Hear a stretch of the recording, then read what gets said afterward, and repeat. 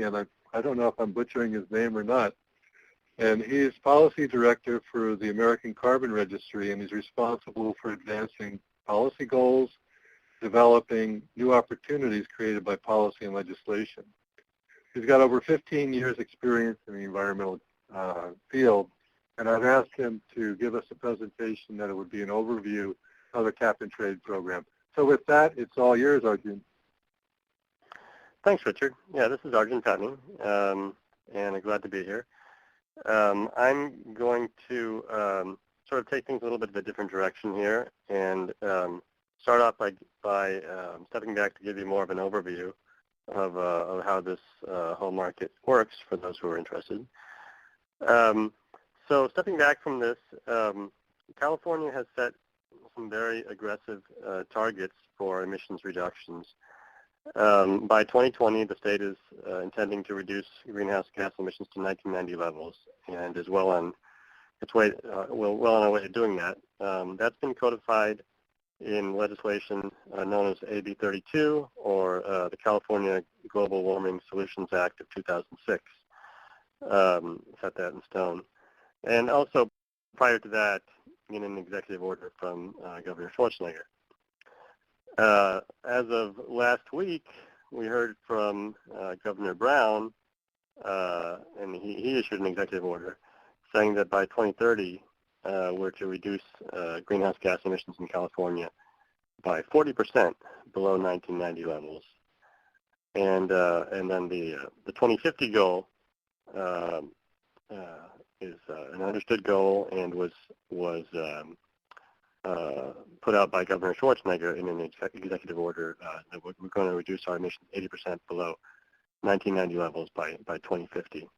There is pending legislation that would codify the 80% reduction below 1990 level as something that's required and would authorize the California Air Resources Board, ARB, to set interim targets for 2030 and 2040.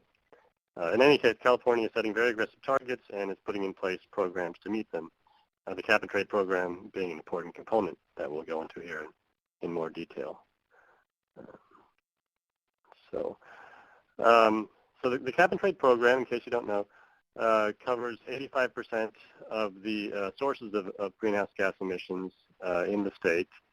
From January 2013, it covered electric generators and large industrial facilities, those emitting more than 25,000 metric tons of carbon dioxide or carbon dioxide equivalent. We say equivalent because other greenhouse gases are covered, for example, methane, and so that there's a way to sort of equate that to the amount of CO2, the standard metric.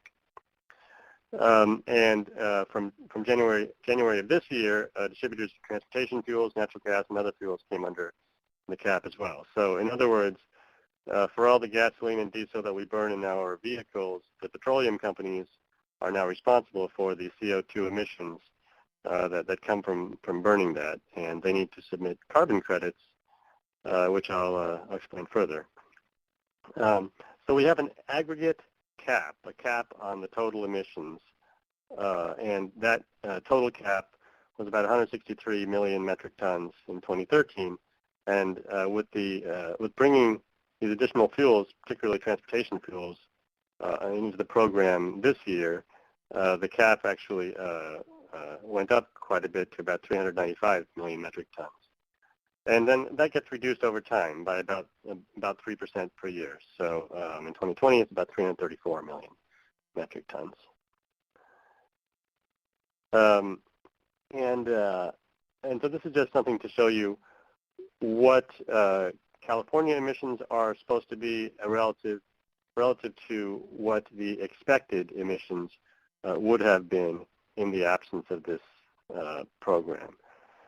And so that I guess the sort of the pinkish line at the top shows the trajectory we would otherwise have been looking at, which includes the transportation fuels and the other fuels. So by 2020, we should be about, I believe, about 15% below what the business as usual emissions would have been. And certainly getting better than that over time. So what are carbon credits? So there are two types of carbon credits. There are allowances and offsets. And allowances are essentially those permits, that the California government puts out there that are either allocated for free or are sold through auction by the Air Resources Board. Each one allowing the emitter to emit 1 ton of carbon dioxide equivalent. That total number of allowances is equal to the cap that I spoke of a moment ago, the aggregate cap. And offsets are another type of carbon credit. Offsets are created by essentially voluntary reductions in greenhouse gases, reductions that occur outside of the cap. So, for example, taking dairy cow manure and generating power is not, the emissions from the manure are not regulated, and there's no law requiring one to take that and capture the methane and generate power. But if one does that and follows the ARB protocol to quantify the reductions, the credits can be generated. Similarly, for forest carbon projects, although I guess it's a little bit different, and in this case we're talking about sequestration of CO2 in an uncapped sector, forestry being an uncapped sector. And compliance entities, those facilities, those companies that are subject to this cap, when they are truing up their emissions, when they are submitting credits equal to their emissions, up to 8% of those credits can be offsets rather than allowances. And the motivator, the financial motivator there is that offset credits are less expensive than buying allowances. Compliance entities and others can buy and sell the credits. That's the trade in cap and trade. They can buy and sell those prior to having to submit those. And so that's what provides some economic efficiency in this whole system. The idea is to get the actual emissions reductions where it's cheapest to make those reductions, so that an emitter will ask itself, is it less expensive for me to make some change to what I'm doing to reduce emissions, or is it cheaper for me to buy the credits from somebody else for whom it is cheaper to make those reductions? So that's the concept. And each compliance entity must submit allowances or offsets that are equal to the actual emissions that they put out. ARB has approved so far 5, going on 6 compliance offset protocols. Forestry plays a big role in that. We also have livestock, destruction of used refrigerants, ozone depleting substances. There's an urban forest protocol and a protocol for capturing the methane from coal mines. And in June, we should see the approval of a protocol for rice management, which will have some application in Northern California. There's also been a lot of talk about a forestry protocol for international projects, reduced emissions from deforestation and degradation. And California has been in quite involved discussions, particularly with some provinces in Mexico and Brazil, about how to make this work. Let's see here. The registry plays an important role in all this. And our organization, the American Carbon Registry, HCR, was founded in 1996, and we've done quite a bit in forest carbon. We engage in actually developing carbon offset methodologies. We have many methodologies on our website, and these can be used for voluntary carbon offsetting. And some of these have helped to form the basis for the compliance protocols that ARB has approved. We also oversee the independent verification of projects, and then we review and register those verifications and actually issue credits on our registry. In December 2012, we were one of 2 external registries that were approved to issue offsets that could then be converted to compliance offsets for the California program. And now there are 3, so we're one of 3 now. And moving on here. So I'm going to focus here on the latter two of those, since I think that's more of interest to how we actually create the carbon offsets for the compliance program. Okay, so this is our magic slide here. In the first step, we have our own voluntary methodologies. Those are in the oval, and then in the six hexagon, we have the ARB protocols. That's what we're focusing on here. And in submitting a project to the ACR registry account and listing the project, the project developer submits quite a bit of information to us as specified in the ARB's forestry protocol, section 9.111, I'm told. And we checked that for completeness, which my colleague Jessica knows much more about, and we'll be speaking next. So we make sure that they've submitted all the information they're supposed to submit to comply with that, and if they have, then we'll go ahead and with the listing. The project developer will indicate a verifier. They'll submit a notice of verification services, or NOVS, form to us, identifying the date the verification will occur, when the site visit is supposed to occur, and who the team is. That's not set in stone. That can change, but they need to document that.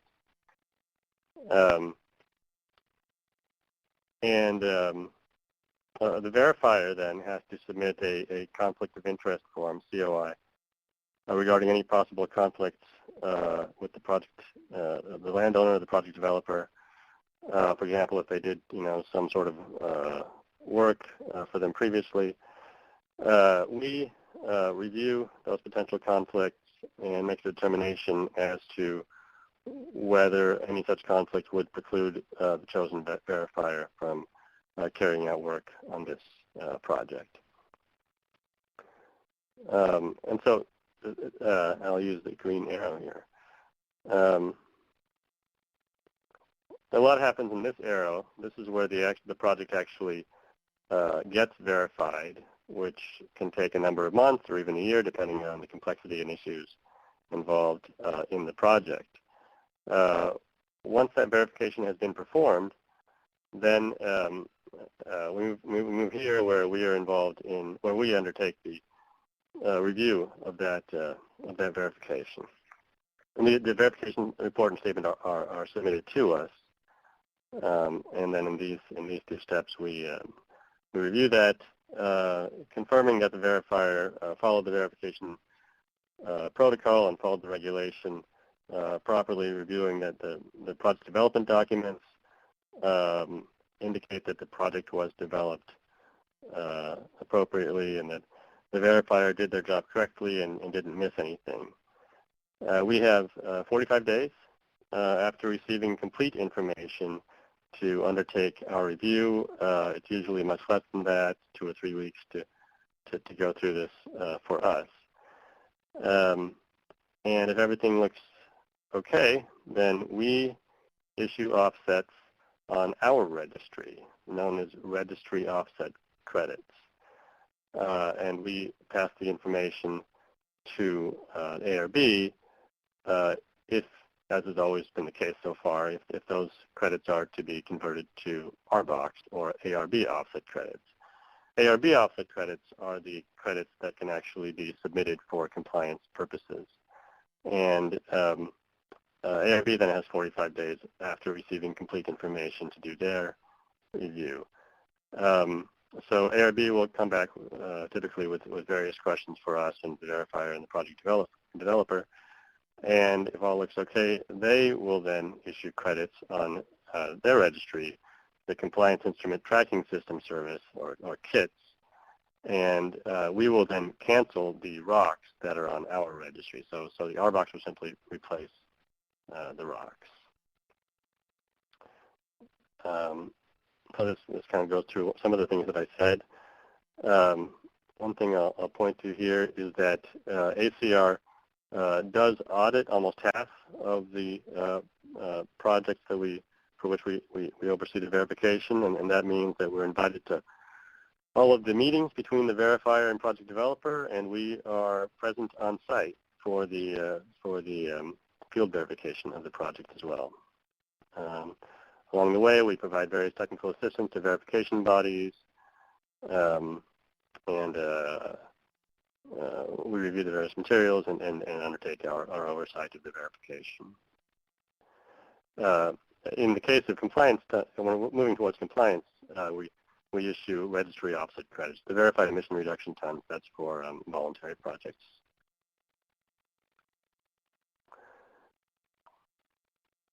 So this again sort of reviews the services that we provide in this process to ensure that high quality credits are issued in adherence with the regulation and the protocol.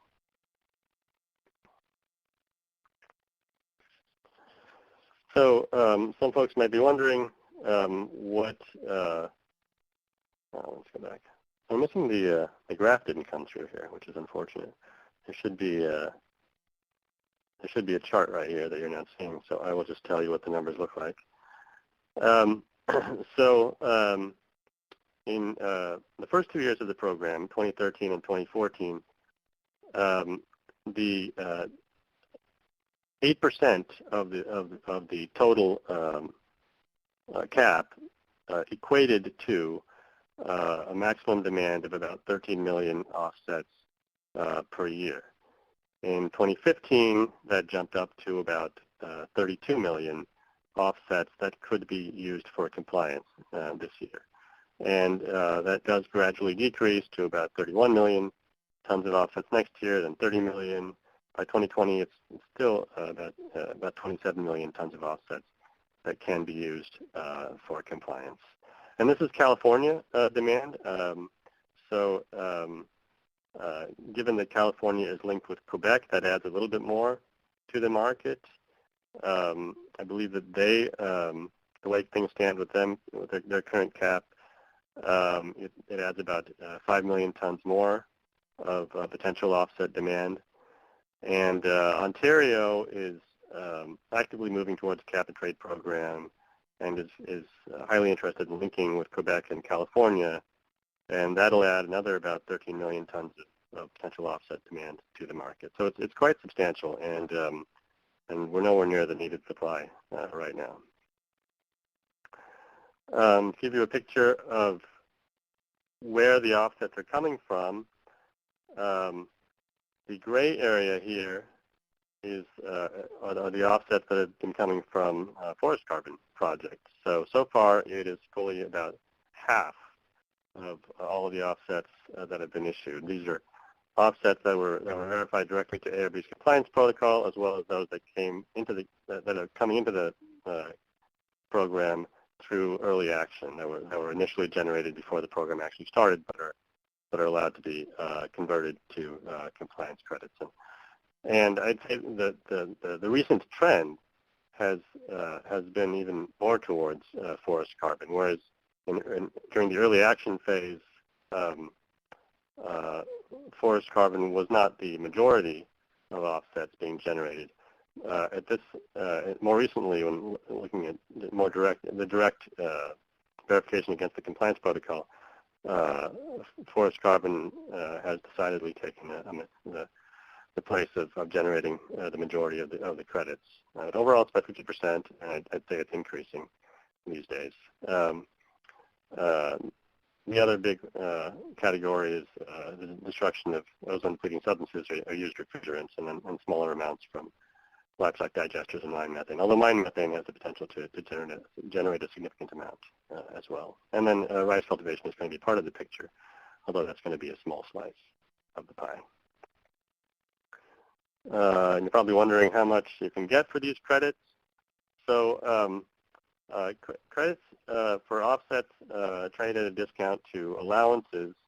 The allowances are sold, there's a floor price that they're subject to in the auctions, and that floor price is currently $12.10. That increases each year at a rate of consumer price index plus 5%.